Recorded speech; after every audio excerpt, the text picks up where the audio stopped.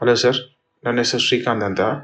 ನಾನು ಬಿಂದುಶ್ರೀ ಎಂಬ ಹುಡುಗಿನ 2022 ಆಗಸ್ಟಲ್ಲಿ ಮದುವೆ ಆಗಿದ್ದೀನಿ. ಮದುವೆ ಆದಾಗಿಂದ ಇಲ್ಲಿವರೆಗೂ ಅವಳು ನನ್ನ ಜೊತೆ ಸಂಸಾರನೇ ಮಾಡ್ತಾ ಇಲ್ಲ. ಅವಳು ನನ್ನ ಜೊತೆ ಇರ್ತಾನೆ ಇಲ್ಲ. ಸಂಸಾರ ಮಾಡಿದ್ರೆ ಮಾತಿಗೆ ಮುಂಚೆ ಬರೀ ದುಡ್ಡು ಬಗ್ಗೆನೇ ಮಾತಾಡ್ತಾ ಇದ್ದಾಳೆ.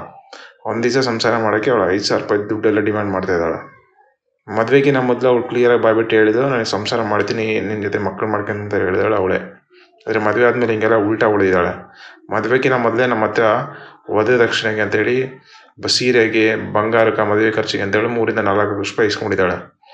ಅದು ಇದುವರೆಗೂ ನಮಗೆ ನಾವು ಹಾಕಿರೋ ಬಂಗಾರ ನಮಗೆ ವಾಪಸ್ ತಂದು ಕೊಟ್ಟಿಲ್ಲ. ಏನೋ ಹೇಳಿದ್ರೆ ಅವ್ರು ತಾಳಿ ತೆಗೆದು ಕೊಡ್ತಾಳೆ. ಇದಕ್ಕಂದರೆ ತಾಳಿ ನಿಮ್ಮ ಮನೆ ಗಂಡನ ಮನೆಯದು, ಫಸ್ಟ್ ಇದನ್ನು ತೆಗೆದು ಆಮೇಲೆ ಅದನ್ನು ಕೊಡ್ತೀನಿ ಅಂತೆಲ್ಲ ಬ್ಲ್ಯಾಕ್ ಮೇಲ್ ಮಾಡ್ತಾ ಇದ್ದಾಳೆ. ಹೋಗ್ಲಿ, ಬಂಗಾರದ ಮನೆ ಹಾಳಾಗೋಳು ಇಲ್ಲ ಹಾಳಾಗೋಳು, ಅವ್ರು ಹೇಳ್ಕೊಂಡು ಚೆನ್ನಾಗಿ ಬಿಡಲಿ. ನಾನು ಅದ್ರ ಬಗ್ಗೆ ಆಲೋಚನೆ ಮಾಡ್ತಿಲ್ಲ. ನನ್ನ ಕನ್ಸರ್ನ್ ಏನಂದರೆ ಅವಳು ಸಂಸಾರನೇ ಮಾಡ್ತಾ ಇಲ್ಲ. ಸಂಸಾರ ಮಾಡೋಕ್ಕೆ ಅವಳಿಗೆ ಇಂಟ್ರೆಸ್ಟೇ ತೋರಿಸ್ತಾ ಇಲ್ಲ. ಅದಲ್ಲದೆ ಮಕ್ಕಳ ಬಗ್ಗೆ ಮಾತಾಡೋಣ ಅಂದರೆ ಮಕ್ಕಳು ಮಾಡ್ಕೊಂಡ್ರೆ ಸ್ವಂತ ಮಕ್ಕಳು ಬೇಡ, ದತ್ತು ಮಕ್ಕಳು ತಗೊಳ್ಳೋಣ ಹಂಗೆಲ್ಲ ಮಾತಾಡ್ತಾ ಇದ್ದಾಳೆ.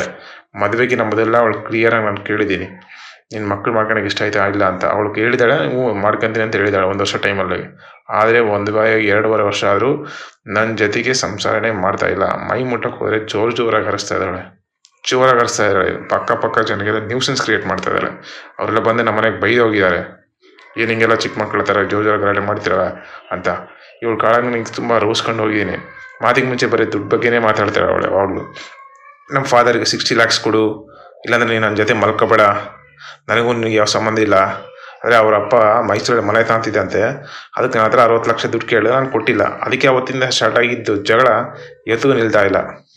ಮಾತಿಗೆ ಮುಂಚೆ ಬರೀ ದುಡ್ಡು ಬಗ್ಗೆ ಅವ್ರ ಅಪ್ಪ ಹಂಗೆ ಕೇಳ್ತಾನೆ, ಅವ್ರ ಅಮ್ಮ ಅಂತೂ ಬೇಡ ಬಿಡಪ್ಪ ಬಜಾರಿ, ಬೇಕಾದಷ್ಟು ದುಡ್ಡೆಲ್ಲ ಕೇಳ್ತಾಳೆ ನಮ್ಮ ಹತ್ರ.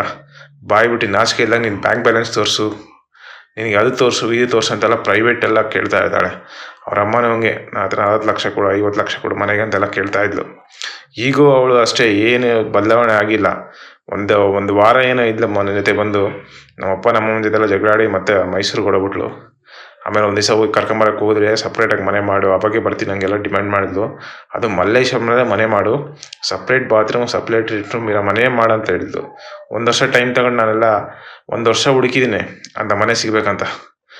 ಆ ಸಿಕ್ಕಿದ ಮೇಲೆ ಅವಳಿಗೋಸ್ಕರ ಅಷ್ಟು ಮಾಡಿ ನಮ್ಮ ಅಪ್ಪನ ಅಮ್ಮನೆಲ್ಲ ಬಿಟ್ಟಲ್ಲಿ ಬಂದು ಸೇರಿದ್ರು ಕೂಡ ಅವಳು ನಮ್ಮ ಜೊತೆ ಸಂಸಾರನೇ ಮಾಡ್ತಾ ಇಲ್ಲ.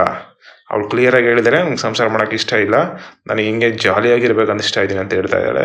ಮಾತಿಗೆ ಮುಂಚೆ ಬರೀ ದುಡ್ಡು ಬಗ್ಗೆನೇ ಮಾತಾಡ್ತಾಳೆ ಅವಳು.